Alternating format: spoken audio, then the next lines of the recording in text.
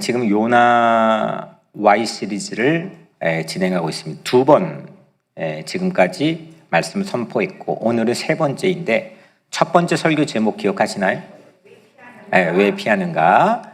그 다음 두 번째는 왜 막으시나? 그리고 오늘은 왜 자려는가입니다. 오늘은 5절 6절 요나서 1장 5절 6절 왜 자려는가 제목을 가지고 은혜를 나누려고 합니다. 잠깐만 이 PPT에 말씀을 올려주시고요. 이건 아닌데? 그 요나가 활동했던 시절이 주전 730년경인데 840년경, 주전 840년경, 100년 전입니다. 그때에도 다시스로 향하는 배 한 척이 있었습니다. 우리 역대하 20장 35절, 37절까지 같이 한 목소리로 읽겠습니다. 시작. 유다 왕 여호사밧이 나중에 이스라엘 왕 아하시야와 교제하였는데 두 왕이 서로 연합하고 배를 만들어 다시스로 보내고자 하여 에시온 게벨에서 배를 만들었더니 마세라 사람 도다와후의 아들 엘리에셀이 여호사밧을 향하여 예언하여 이르되 왕이 아하시야와 교제함으로 여호와께서 왕이 지은 것들을 파하시리라 하더니 이에 그 배들이 부서져서 다시스로 가지 못하였더라. 아멘. 두 왕이 이스라엘의 남북 그 두 왕이 서로 악한 마음을 가지고 공조했습니다. 그리고 배 한 척을 건조했습니다. 그 배는 다시스로 향하게 할 배였습니다. 그런데 하나님께서 그 모습을 좋게 보지 않으시고 어떻게 했습니까? 그 배들이 부서져서 다시스로 갔습니까? 안 갔습니까? 배가 난파돼서 다시스로 가지 못했다라고 하는 게 100년 전, 요나보다 100년 전에 있었던 일입니다. 이때부터 다시스는 성경에서 실패할 운명의 목표를 상징했습니다. 그런데 우리도 어딘가로 향하는 배를 우리도 지금 타고 있는지도 모르겠죠. 근데 장애물을 만나도 우리가 탄 배는 우선 난파되지 않기를 간절히 바랍니다. 아멘. 난파되었으면 좋겠습니까? 그리고 혹 우리가 그 난파될 위기에 처하게 만들 요인이 되는 그런 장애물을 만나도 지난주에 우리가 함께 나누었던 것처럼 그 장애물이 장애물로 보이지 않고 우선 우리의 마음속에 그 장애물이 곧 길로 보여지기를 주의 이름으로 간절히 축원합니다. 100년 후에 다시 같은 길에 다시스로 가는 배가 출항했습니다. 그 배에 요나가 탔습니다. 그런데 맹렬한 폭풍을 만났습니다. 그 배에 유대인이었던 요나뿐만 아니라 유대인이 아닌, 그러니까 이방인이죠. 이방인이었던 선원들도 함께 승선해 있었어요. 그러니까 요즘 말로 하자면 이 선원들은 하나님을 믿는 사람들이에요? 아니에요? 안 믿는 사람들, 비신자들이죠. 그 요나는 하나님을 믿습니까? 안 믿습니까? 믿는 사람들이에요. 신자라고 얘기할 수 있죠. 그러니까 비신자인 선원들이 탔던 그 배에 신자인 한 사람 요나가 함께 그 배에 탔던 거죠. 이제 그들은 같은 배에 탔기 때문에 같은 운명입니다. 한 배를 탔고 또 같은 풍랑을 만났습니다. 같이 노력해야 그 풍랑에서 살아날까 말까 할 운명에 직면해 있습니다. 그런 상황에서 오늘 5절은 그 같은 운명 공동체에 속해 있는 이 두 부류가 각기 어떤 반응을 했는지를 보여줍니다. 선원들은 세 가지의 동작을 보여주고 요나도 세 가지의 동작을 보여줍니다. 우리가 5절을 다시 한번 읽어보겠습니다. 5절 같이 한번 읽어볼게요. 시작. 사공들이 두려워하여 각각 자기의 신을 부르고 또 배를 가볍게 하려고 그 가운데 물건들을 바다에 던지니라. 거기까지요. 우선 사공들이 가장 먼저 했던 행동이 뭡니까? 했던 동작이 뭡니까? 두려워했습니다. 두려워했어요. 먼저. 그 다음에 뭘 했습니까? 자기 신을 불렀습니다. 원어적인 의미로 보면 울부짖었습니다. 살려달라는 거죠. 그 다음에 뭐 했습니까? 배를 구하려고 배 안에 있는 물건들을 최대한 바깥으로 던졌습니다. 그러니까 두려워했고 울부짖었고 던졌습니다. 그 다음에 우리 같이 한번 다시 읽겠습니다. 시작. 그러나 요나는 배 밑층에 내려가서 누워 깊이 잠이 든지라. 신자인 요나는 또 세 가지의 동사를 사용해서 우리에게 반응을 보여줍니다. 첫 번째 뭐 했습니까? 내려갔고요. 그 다음에 누웠고요. 그 다음에 잠들었습니다. 한번 생각해 볼까요? 이 비신자였던 선원들이 보였던 세 가지 행동, 저를 보시면 돼요. 세 가지 행동이 뭐였죠? 두려웠고 울부짖었고 던졌어요. 그 다음에 이쪽은 내려갔고 누웠고 잤다. 어떤 게 좀 속도감 있게 느껴집니까? 그렇죠? 선원들이 훨씬 속도감 있게 느껴지죠? 선원들의 활동은 격렬히 그 활동들이 증가하는 것처럼 보여지고 요나의 행동은 점점점 슬로우하게 잦아들다가 그 다음에 완전 철수해버리죠. 여러분들의 생각에는 이 두 부류 중에 누가 더 나은 것처럼 보입니까? 네? 누가 더? 좀 약간 헷갈리죠? 이게 요나가 그래도 우리 편인데 누가 더 낫게 보여집니까? 사공들이. 이 모습들을 조금 더 한 걸음 깊이 들어가서 비교해 보면 몇 가지 대조적인 모습이 있는데, 먼저 첫 번째로 요나는 자기를 포함한 이 같은 배에 타고 있는 사람들에게 닥친 위험을 몰랐습니다. 잤잖아요. 그런데 선원들은 그 문제에 직면해 있는 거를 정면으로 직면해 있고 그 문제를 알았습니다.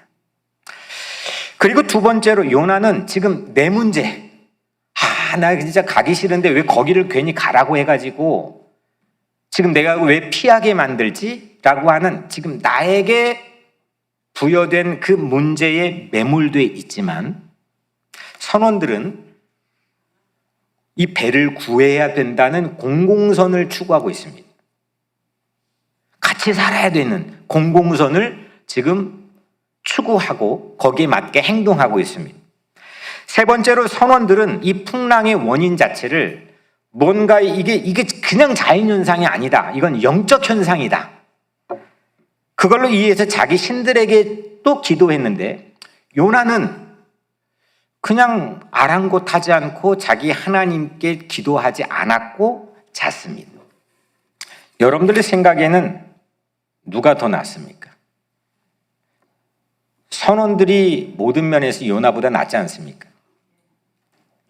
이건 여기뿐만 아니라 요나는 2번 이방인을 만나는데 이 배 위에서 선원들을 만났고 니느웨에 가서 니느웨 주민들을 만났습니다. 동일하게 요나는 그들이 닥치는 위기에 어떤 것도 관심이 있지 않습니다.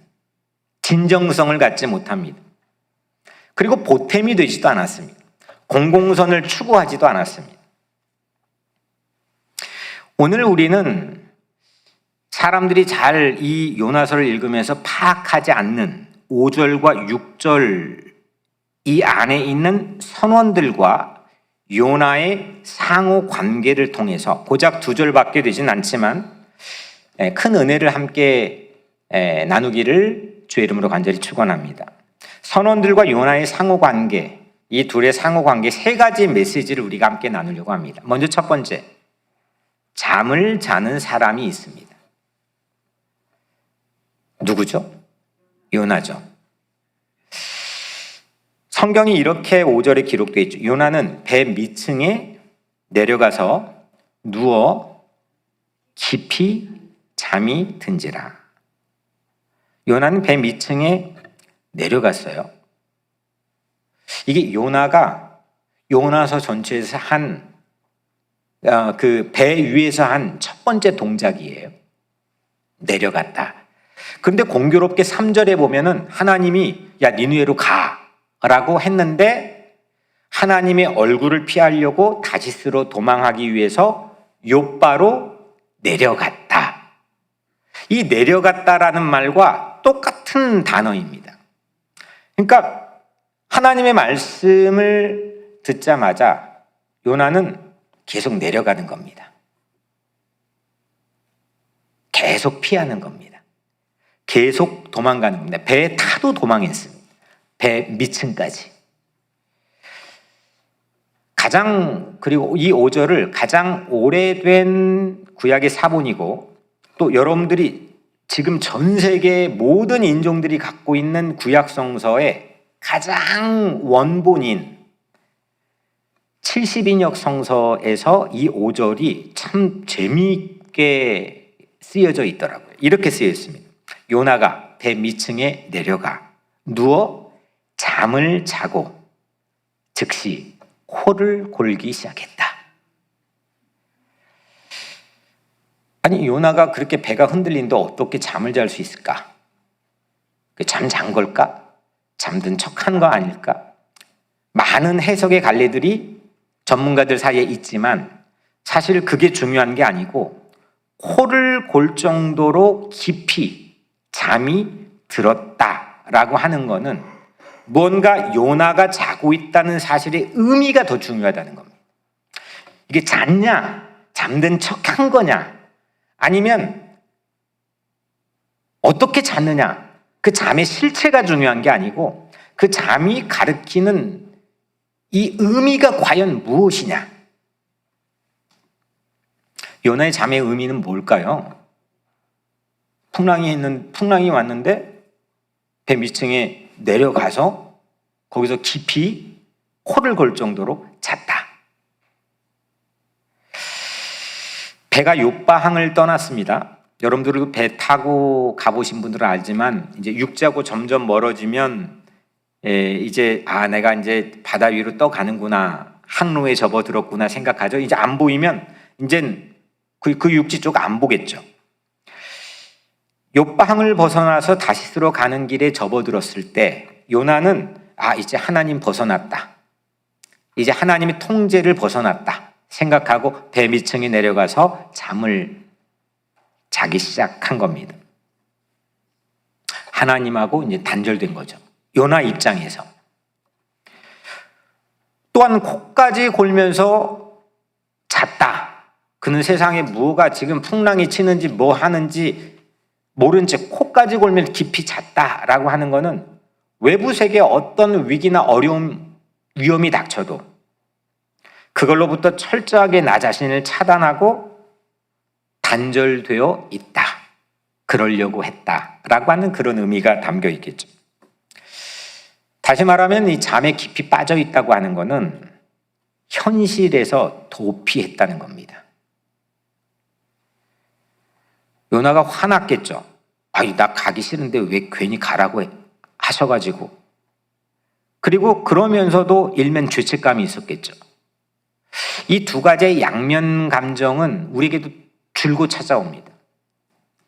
정말 썽이 나고 화가 나는, 그래서 진짜 거기로부터 벗어났는데 그게 또 나에겐 죄책감을 줘요.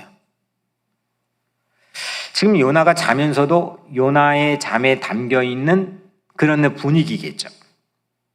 그 감정, 강력한 감정들에 붙들려서 요나는 녹초가 됐을 거고 모든 힘들이 고갈된 상태였을 겁니다. 나 이젠 세상에 몰라, 난 더 이상 어떤 일이 일어나도 몰라. 난 지금 그거 내가 신경 쓸 여력이 없단 말이야. 나 화났다니까. 그냥 침대로 들어가 버린 그런, 우리 각자의 삶도 그런 순간 있지 않습니까? 배가 난파될지라도 요나는 관심 없는 겁니다. 이걸 오늘날로 옮겨보자면 오늘날 교회는 어떨까요? 오늘날 교회는 이 요나가 잤던 그런 잠을 자고 있지는 않을까요? 세상에서, 역사에서는 무슨 일이 일어나도 그냥 배 밑층 같은 이 우리만의 테두리 안에 갇혀서 몰라, 침묵하고, 에이, 될 때면 돼, 우리가 잘하면 되지, 서로 그것이 아닐지라도 세상에서 바라보는 오늘날의 교회는 혹 그런 모습으로 비춰지지는 않을까.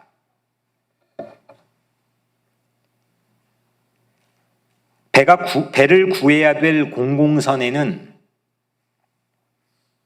무심한 채, 무관심한 채 교회가 잠을 자고 있다는 그런 소리들을 오늘날 동서를 막론하고 교회가 많이 듣게 됩니다. 세상의 위기에 침묵하고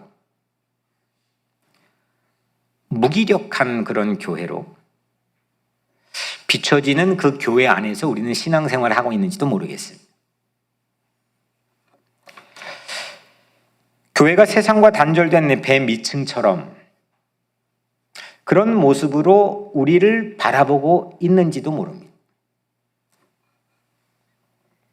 요나의 잠은 현실의 문제와 공공선에는 눈 감아버리고 침묵해버리는 그런 의미를 갖고 있다고 생각합니다. 그냥 어떻게 되든지, 어떻게 불의가 판을 치든지,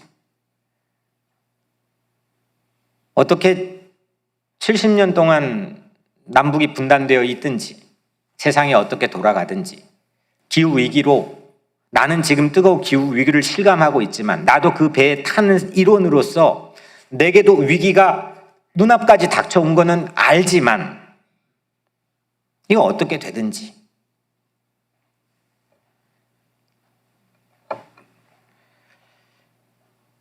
고작 그 현실의 문제를 아주 외면해버렸다고, 요나처럼 외면해버렸다고 하면 우리 또한 지탄받을 것을 알기에 이 교회는 아슬아슬하게 그 경계에서 그 현실의 문제를 비껴가는 것을 최선 정도로 생각하고 있는지도 모르겠습니다. 오늘날 교회는 요나처럼 혹 잠을 자고 있는 건 아닐까요? 여러분들 각자 개인의 삶은 여러분들이 해야 될 일, 또 나가야 될 신앙의 방향에서 혹 내 영혼은 잠을 자고 있지는 않습니까?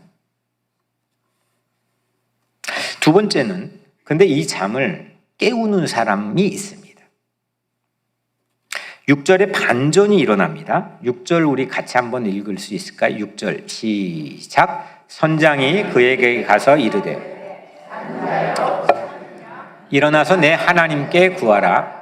혹시 하나님이 우리를 생각하사 망하지 아니하게 하시리라 하니라. 아멘.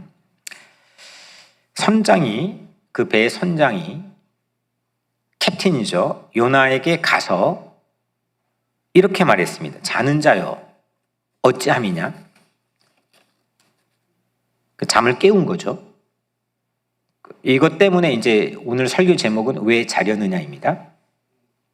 그리고 이렇게 말합니다. 일어나서 내 하나님께 구하라.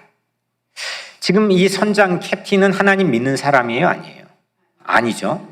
그런데 요나가 믿고 있는 하나님께 빨리 일어나서 구해라, 이렇게 부탁을 합니다.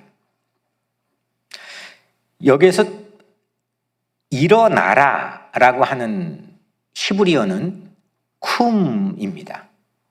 우리 좀 전에 찬양했던 우리 교회 찬양단이 이름이 뭐죠?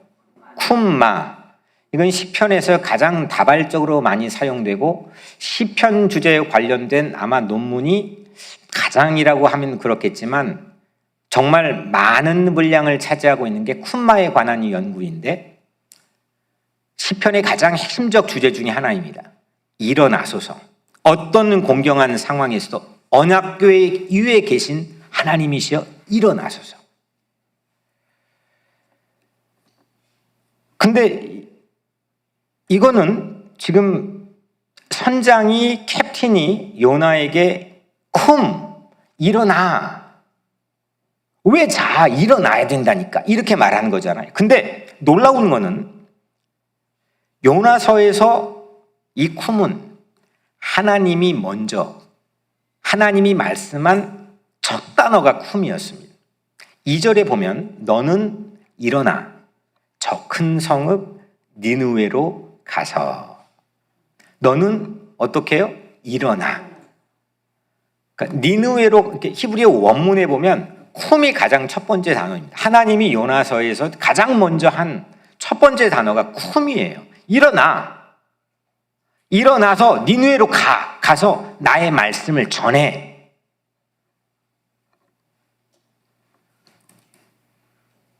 그런데 놀라운 거는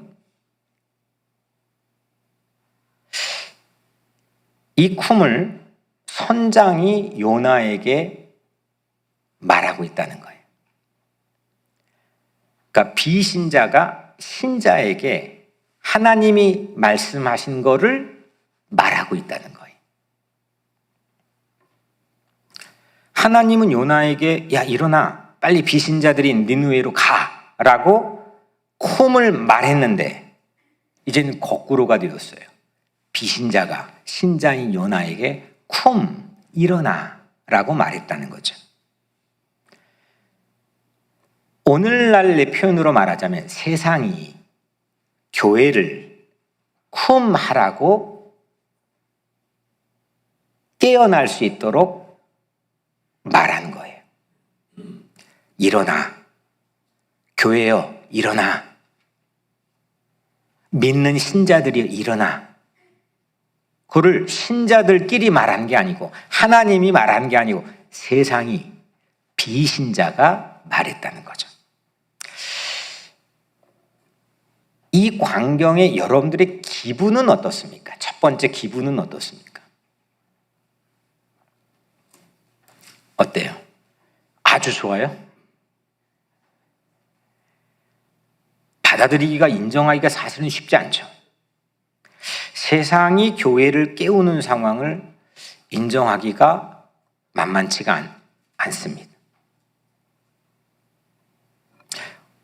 어떻게 이 상황에 잠을 잘 수 있어? 지금 현실에서는 난리가 났는데 이 재난 상황이 어떻게 너는 지금 잠을 자고 있는 거야? 라고 비신자인 선장이 신자인 요나를 꾸짖는 투로 말하고 있습니다. 19세기의 스코틀랜드의 아주 저명한 목사는 이 본문을 가지고 세상이 교회를 꾸짖다라는 제목을 가지고 설교를 했습니다. 요나는 지금 같이 살아날 공공선내 어떤 보탬도 할 용의가 전혀 없습니다. 내 문제에 완전히 매몰되어 있습니다. 내 문제에 파묻혀 있습니다.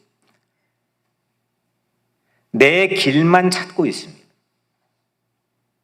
그러다가 내려가고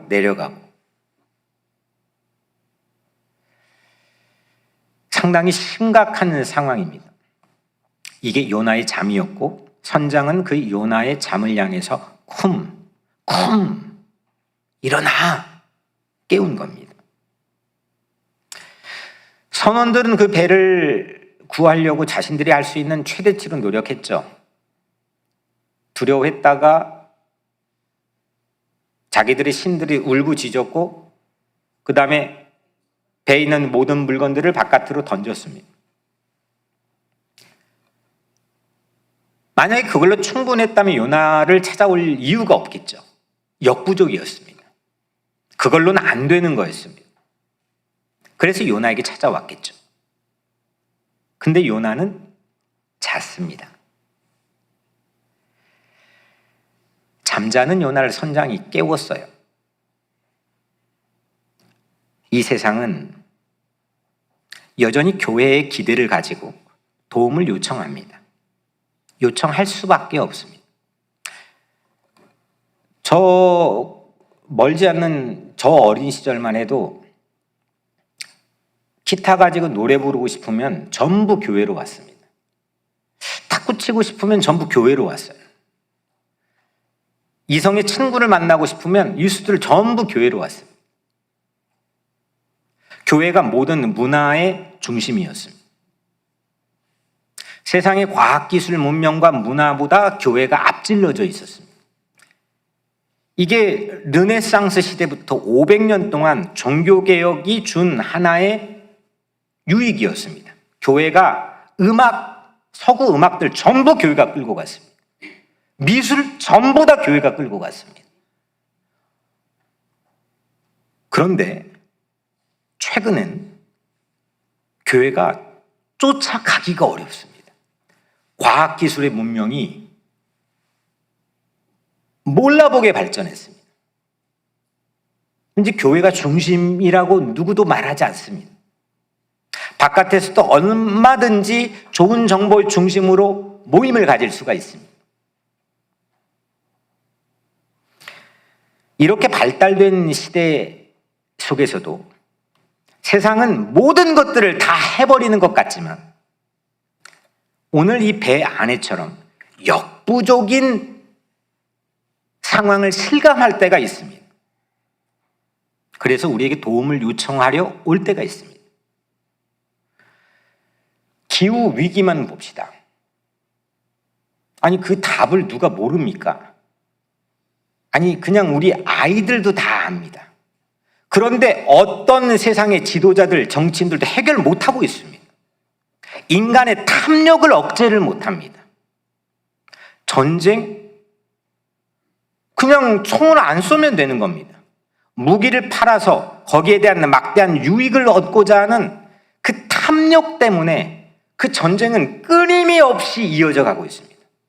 너무 쉬운 답을 갖고 있지만 이 놀라운 과학기술 문명이 발달된 시대 속에서도 여전히 해결 못하고 역부족인 그런 상황들이 세상의 지천입니다.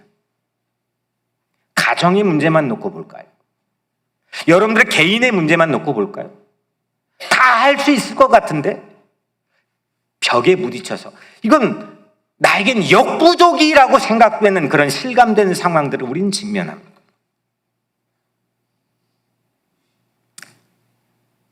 그런데 그때 우리에게 찾아왔을 때 교회가 만약 요나처럼 자고 있다면 그러면 어떨까요? 교회가 자고 있다면 어떨까요? 그때 오늘 선장이 요나를 향해서 일어나 네 하나님께 구해. 왜 자고 있니? 라고 이야기한 것처럼 오늘날 세상은 교회를 평가하고 때론 비판도 하고 꾸짖기도 할 수 있다는 겁니다. 그것에 우리는 어떻게 반응해야 할까요? 요나처럼 그냥 무시해버리면 될까요? 아니면 기가 죽어야 될까요? 세상이 자꾸 우리를 향해 꾸짖는, 비판하는, 평가하는 그런 시대 속에서 우리는 살고 있잖아요. 거기에 우리는 어떻게 반응해야 됩니까? 아유, 어떻게 그럴 수 있어? 알지도 못한 녀석들이 하고 그냥 치부해버리면 될까요? 아니면 그것 때문에 기가 죽어가지고 어디 가서 예수 믿는다는 소리 한 번도 못하고 어디 대중적인 공간에서 그냥 공개된 기도의 모습을 쭈삣쭈삣 못하는 그런 기가 죽어있는 모습을 가져야 될까요? 이 양면적인 대조적인 두 가지의 모습 다 아니라고 저는 생각합니다.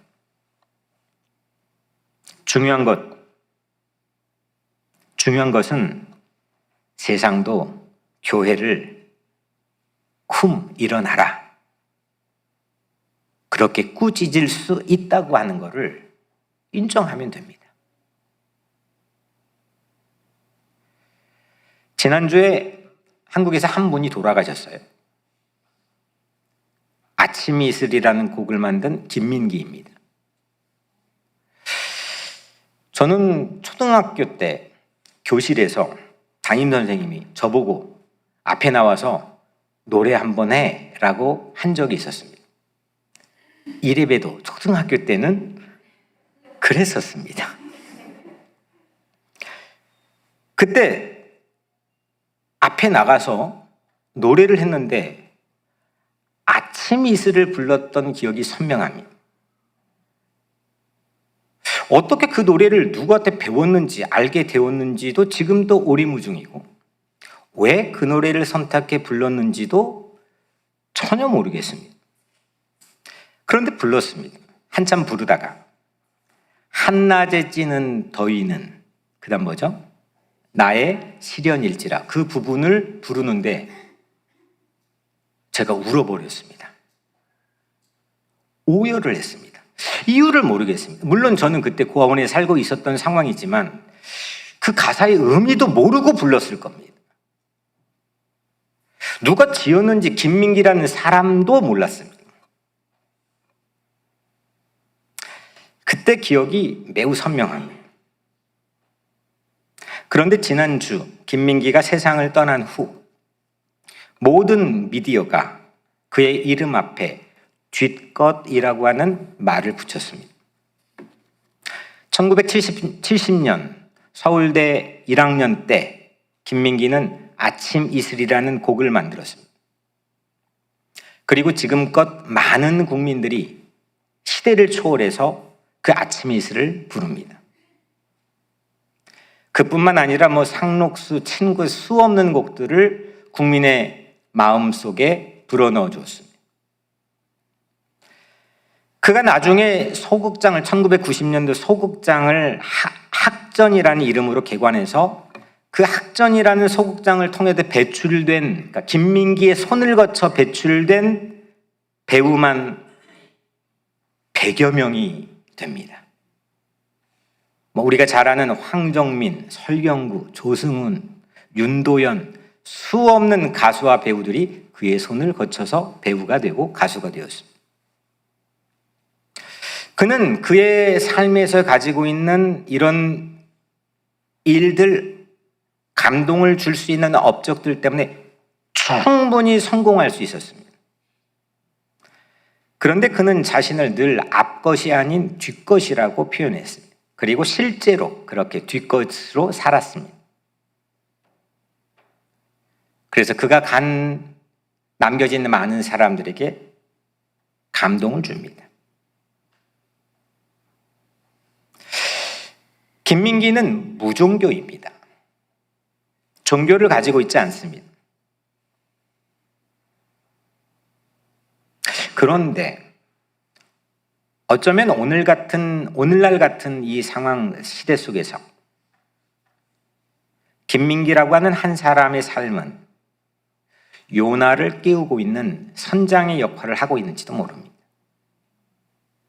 우리는 교회를 다니고 있고 예수를 믿고 있는데 과연 그 김민기가 내걸었던 뒷것이라는 삶의 브랜드 가치를 우리는 과연 어떻게 보여주고 있는지요?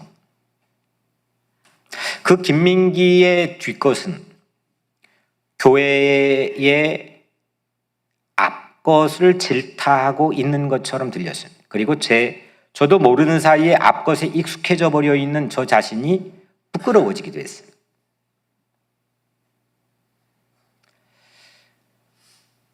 심각한 겁니다. 왜 우리는 예수를 믿는 겁니까? 예수를 진짜 믿는 겁니까? 그럼 무엇로 우리는 증명할 수 있습니까? 그 예수를 믿는 가치와 유익은 우리에게는 어떤 겁니까? 이 요나서를 전부 선교하는 걸로만 읽는 부류가 있고 또 인종에 관한 문제로 읽는 두 가지 부류가 있습니다.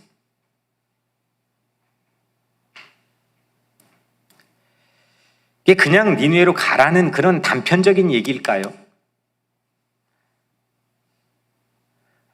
우리는 세상에서 일어나고 있는 다양한 사람들의 문화권 속에 살고 있습니다.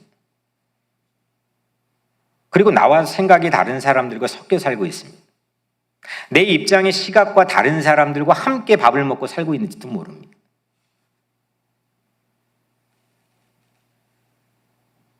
자고 있습니까? 내 영혼은 자고 있습니까? 공공선 추구하는 것을 더 이상 접어버리고 내 문제에 매몰되어서 내 문제에 헐헉거리면서 그거 벗어나기 매우 어려운, 그냥 잠자고 있는 것처럼 보여지는 신앙의 삶은 아닙니까? 오늘날 이 교회들은 어떻습니까? 그리고 누가 나를 깨워줄 수 있습니까?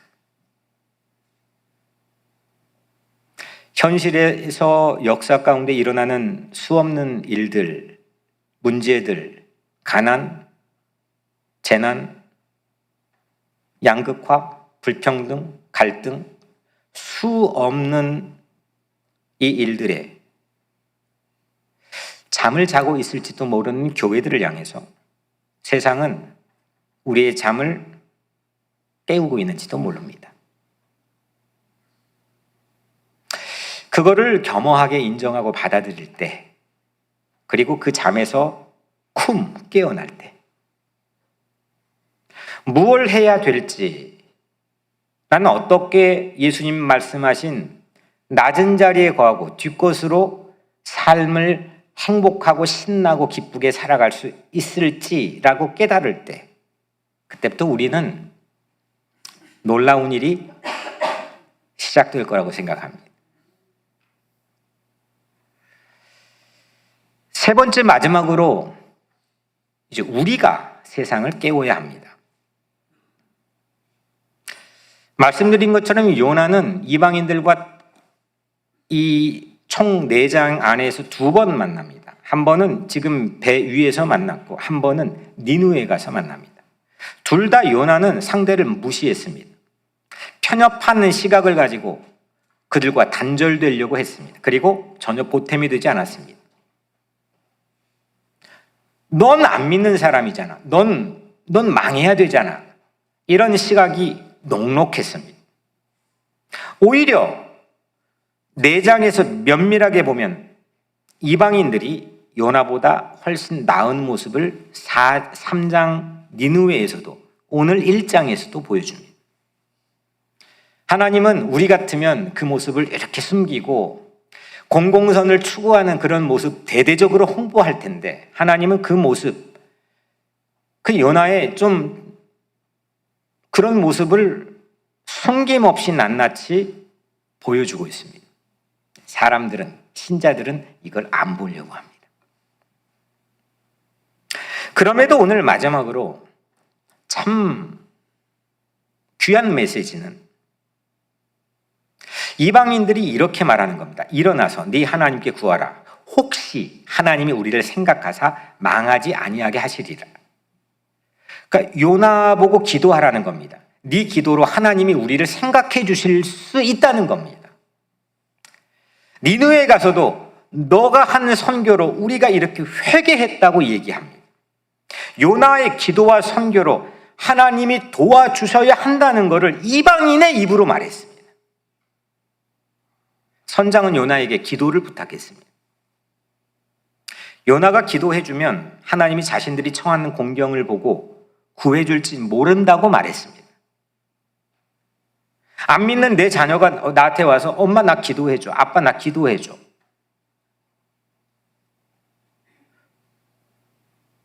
이거는 세상이 교회를 향한 부탁이기도 하지만 동시에 교회가 세상을 향해 가져야 될 사명이기도 합니다. 세상의 역부족인, 그래서 세상이 잠자고 있는 것, 우리는 세상을 향해 깨워야 됩니다. 이게 선교이고 전도입니다. 하나님이 선원들도 이렇게 줘. 혹시 하나님이 우리를 생각하사, 하나님이 선원들도 생각한다는 걸 알려주는 게 요나의 사명이었습니다. 하나님이 니느웨 주민들도 안타깝게 아끼신다는 것을 알려주는 게 요나의 사명이었습니다. 근데 거기 가서도 그렇게 하지 않았습니다. 하나님이 아끼시니까 오히려 화를 냈습니다. 오늘날 우리는 어떻습니까? 그냥 이렇게 교회 이런 거 떠나서 친구 사이끼리도 이런 진정한 마음을 갖고 있습니까? 누군가와 경쟁해서 이겨야 되고, 그리고 누가 나보다 우월하면 그것 때문에 질투를 도저히 못 잡아내고, 그걸 질타하면 우리는 인정할 수가 없고 점점 고립되고 배 밑창에 들어가 잠을 자야 되고, 이런 혹시 신자의 모습을 가지고 있지는 않습니까? 이게 신자입니까?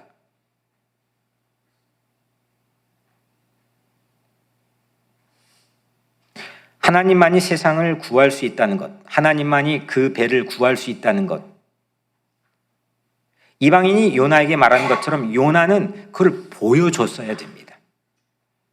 야, 이거 다 위기지, 죽을지도 몰라. 바울은 그러잖아요. 유라굴라 광풍을 만났을 때 여기 한 사람도 빠지지 않고 다 살 거야, 하나님이 우리를 지켜주실 거야, 이렇게 말하잖아요, 이방인들에게.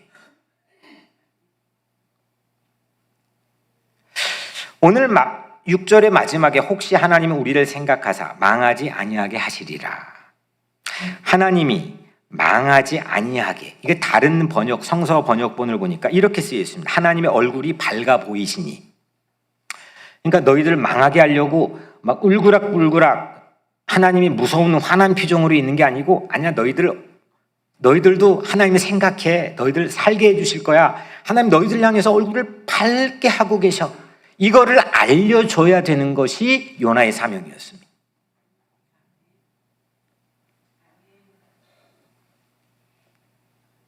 우리는 그걸 세상에서 우리의 행동으로, 행실로, 실천으로, 아니면 말로, 우리의 열정으로, 우리의 물질로 세상에 그걸 알려주고 있습니까? 우리는 세상의 잠을 깨우는 증인이 되어야 됩니다.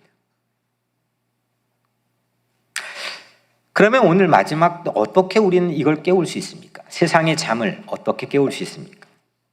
오늘 이 본문을 벗어난 뒤에 나온 이야기이지만 요나는 선원들에게 배 위에서 마지막 말을 이렇게 합니다. 12절이죠. 나를 들어 바다에 던지라. 그러면 바다가 너희를 위하여 잔잔하리라. 나를 바다에, 이 풍랑이 있는 바다에 던져. 그러면 바다가 잔잔해질 거야. 이거를 요나는 선원들에게 했습니다. 요나는 자발적 죽음을 선택했습니다. 배를 살리기 위해서였습니다. 교회는 어떤 곳일까요? 교회는 세상을 지배하는 곳이 아닙니다. 교회는 정치 권력을 가지고 국교로 삼는 것을, 한 국가의 국교로 삼는 걸 목표로 하지 않습니다. 그건 인간의 역사 속에 콘스탄틴 대제가 로마의 국교가 된, 기독교 국교가 된 그 이후로 그걸 가장 큰 영화롭게 생각하는 경향이 있지만, 교회는 그때마다 타락했습니다. 그때마다 부패했습니다. 제가 살았던 영국의 국교는 성공회입니다. 막강한 권력을 가지고 있습니다. 그런데 전부 다 텅텅 비고 있습니다. 도리어 그 신앙의 자유를 위해서 끊임없이 투쟁했던 순간에 그들의 신앙은 빛이 났습니다. 교회는 수없는 박해와 시련 속에서 오히려 아무 권력도 갖지 않았던 그때, 세상을 지배하기는커녕 지배를 받고 피해 다녀야 됐던 그때 교회의 영성은 가장 파릇파릇했습니다. 교회는 또 단순히 선을 행하는 기관 단체도 아닙니다. 그냥 어려운 사람 도와주고 그런 공간도 아닙니다. 물론 그 일도 해야 되지만 그런 공간이면 이건 기관으로 간판을 걸면 되죠. 저는 그렇게 생각하지 않습니다. 교회는 어떤 곳이어야 됩니까? 오늘 요나가 자기 몸을 바다에 던진 것처럼 이런 죽는 자들의 어머니가 되어야 됩니다. 이 말은 어떤 말이냐면, 세상이 비극적 운명, 피할 수 없는 역부족인 비극적 운명에서 탈출하게 하려고 교회는 하나님의 심판을 기꺼이 내가 받아들이며 희생할 수 있는 오늘의 요나의 어머니가 되어야 됩니다. 예수님이 이렇게 말씀했습니다. 마태복음 16장 4절에 악하고 음란한 세대가 표적을 구하나 요나의 표적밖에는 보여줄 표적이 없느니라. 이 요나의 표적은 뭡니까? 바닷속으로 자기를 던지는 게 요나의 표적입니다. 거기 들어갔다 살아난 것만이 아니라 자기가 던진 것, 그게 요나의 표적입니다. 십자가의 죽음과 부활입니다. 예수님의 십자가의 죽으심과 부활이 요나의 표적이죠. 예수님은 안 그래도 되는데 우리 허물을 다 도맡아서 하나님의 심판을 대신 그냥 받은 겁니다. 그리고 십자가에 올라가서 대신 죽은 겁니다. 그게 예수님이 당시에 표적을 구하는 세대에게 유일하게 보여줄 표적이라고 말했습니다. 오늘날 교회는 세상을 향해 어떤 표적을 보여줄 수 있습니까? 단지 선을 행하는 것만도 아닙니다. 사랑의 죽음입니다. 그걸 통해서만 세상의 잠을 깨울 수 있죠. 얼마 전 우리 교우들 가운데 저하고 전혀 관련 없는 공간에 관련 없는 사람들과 잘못을 했습니다. 실수를 했습니다. 그래서 저에게 연락이 왔습니다. 어떻게 해야 되냐. 그래서 그 사람이 지금도 알지는 못하는데 제가 그 상대 사람에게 전화를 걸었습니다. 그리고 나의 교우인데 내가 잘못했습니다. 내가 나의 책임입니다. 라고 말했습니다.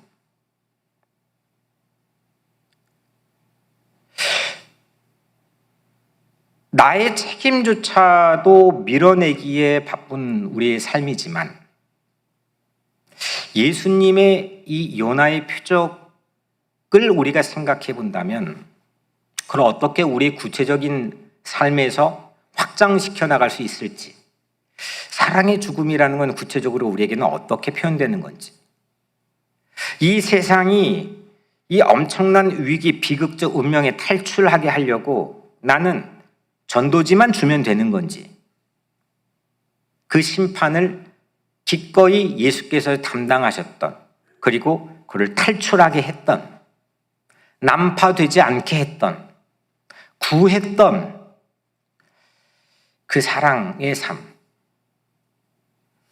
그것이 오늘날 우리가 세상을 깨울 수 있는 유일한 방법, 복음입니다. 그 사랑의 죽음을 통해서만, 그 예수 그리스도의 죽음을 통해서만 세상의 잠은 깨울 수 있었습니다. 이것은 세상이 하지 못합니다. 세상이 제 아무리 AI로 과학기술 문명이 발달되어 모든 것을 할 수 있는 것처럼 보일지라도 이건 못합니다. 역부족입니다. 그래서 답을 아는데도 못합니다. 그게 세상입니다. 그걸 예수님이 하셨습니다. 그리고 예수의 제자들인 우리 보고 하라고 하십니다.